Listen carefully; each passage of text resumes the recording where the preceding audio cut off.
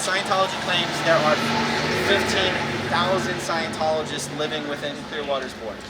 The real number is about 2,500. Only about 600 of those people are even eligible to register and vote. I'm mentioning that because we are about to walk past a vacant storefront here that used to be a gelato, an Italian gelato coffee shop owned by an OTA Scientologist. Really? What is happening? Wait, the coffee shop? Wait, this coffee shop right here? Okay. The reason I'm mentioning this is that, guys, there aren't enough Scientologists in Clearwater to keep a business open that is owned by a Scientologist. This coffee shop was owned by an OT8, okay? And yet there are businesses that succeed here. The businesses that succeed or fail based on the support they get from non-Scientologists.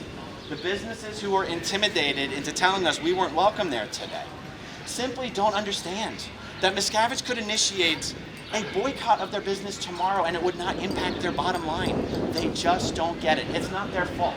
They're ignorant. They don't have the information.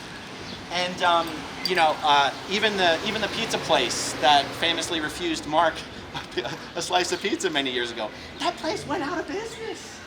That place went out of business. So the more politicians and community leaders and business owners understand that Scientology really is a small, desperate, failing organization, it doesn't deserve your fear, not socially, not economically, not politically. The more people understand the real state of this organization, the quicker Clearwater can move on and pretty much, it sounds a little naive, but just act like they don't exist, because for all intents and purposes, they practically don't exist. I know there are people who will disagree with that, but you get what I'm saying. Okay, now I do want to throw Matt Pesch back on here. Matt, can you share with us some information about how many years did Miscavige spend raising money to build the superpower building? How many hundreds of millions of dollars were made, and how much of that money do you think was actually required in order to build the place? And then I'm going to give you my earbuds here. And this one on the other side. Hold on a second.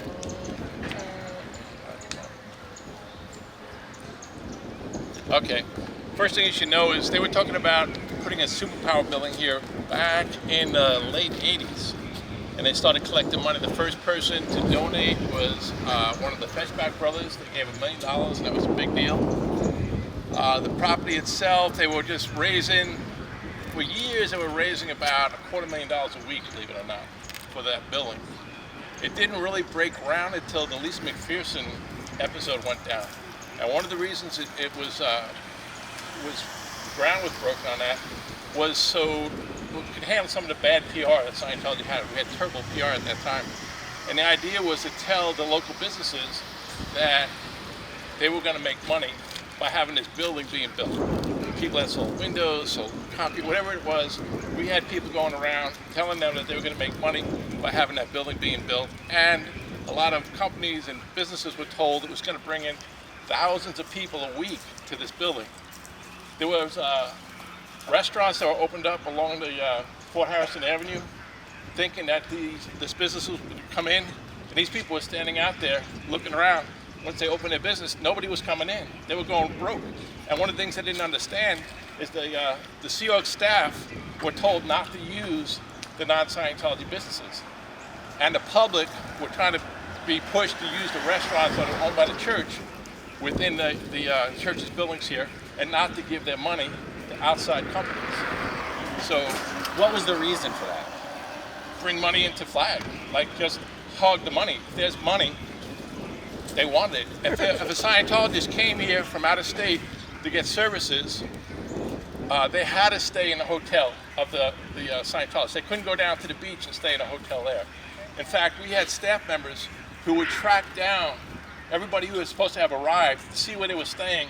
And if they snuck down to the beach to get a hotel room, they were brought back and they were put in front of ethics and worked over and slapped around. There's no way they could go off base and spend money off base. When I worked at the base, we would come here several times a year to put on events with David Miscavige where he would speak to the people here. And even when we came here, we were told not to go anywhere outside of the property to buy sodas or snacks or any. We had to buy all that on the property.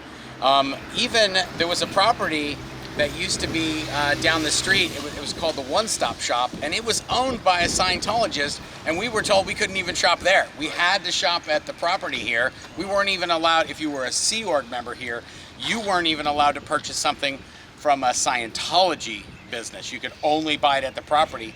And also, mind you, we were getting about 46 bucks a week. We were working about 100 hours a week, and we were getting 46 bucks of that. And we were spending that whole 46 bucks in the canteen here. So they were giving us a little bit of chump change, and then they were taking it right back from us. Yeah, that's actually an interesting point. Is you hear about Sea Org members making 50 bucks a week. For a little while at Flag, they were making 100 bucks a week, but then they started to have some income troubles. They brought it back down to 50. You'd think if you were paying your staff $50 a week that maybe you were at least providing them some soap, some shaving cream, some socks and undies. That's a negative. The Sea Organization does not provide its members any supplies whatsoever. Hygiene supplies, bathroom supplies. Go ahead, Mark. One of the greatest anomalies in a Scientology building is that there's never toilet paper in the bathrooms.